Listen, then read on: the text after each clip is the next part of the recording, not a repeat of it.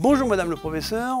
Aujourd'hui, nous abordons la question très intéressante de ces petites choses qu'on appelle des bactéries. Et on aimerait savoir d'abord c'est quoi une bactérie? Donc, une bactérie, c'est un être vivant.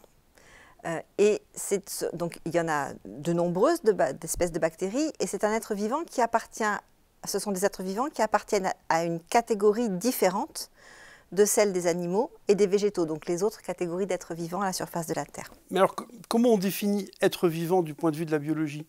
Un être vivant, c'est un organisme qui a la capacité de se reproduire, d'avoir une descendance.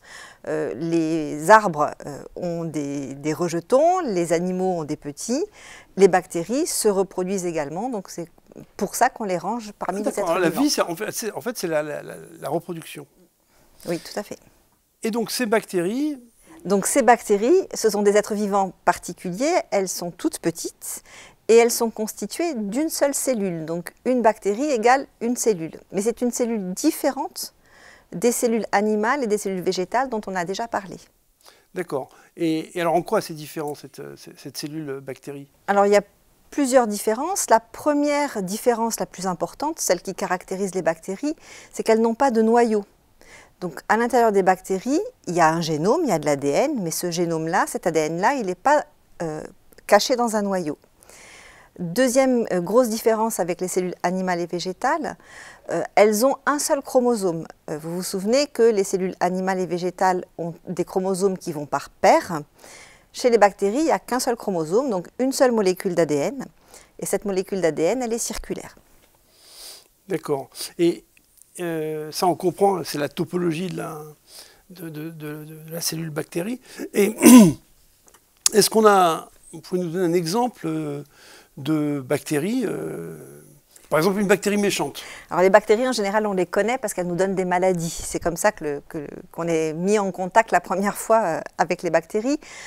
La tuberculose, c'est une maladie qui est due à une bactérie. Quand vous avez un abcès dentaire, dans l'abcès dentaire, ce sont des bactéries qui prolifèrent. Ou alors une autre maladie qui est due à des bactéries, c'est la syphilis. Donc ces catégories de maladies-là, on peut les soigner avec les antibiotiques parce que les bactéries sont sensibles aux antibiotiques. Mais ça ne veut pas dire pour autant que les bactéries sont nécessairement fixées sur le corps humain. Elles sont ailleurs aussi? Ah, des bactéries, il y en a partout. Il y en a absolument partout. Il y en a sur les animaux, sur les végétaux, il y en a sur le sol, il y en a sur nos mains, il y en a absolument partout. Mais dans le désert, sur les grains de sable, il y a des bactéries? Oui, s'il ne fait pas 80 degrés, oui, il y a des bactéries partout dans le sol, oui. D'accord. Est-ce que on peut nous donner un exemple de bonnes bactéries? Des bonnes bactéries, oui. On a absolument besoin des bactéries pour survivre. Elles sont par exemple dans notre intestin pour nous aider à digérer. Elles constituent ce qu'on appelle notre flore intestinale. Donc les bactéries de la flore intestinale sont des bactéries qui vivent avec nous en permanence et dont on a absolument besoin pour vivre.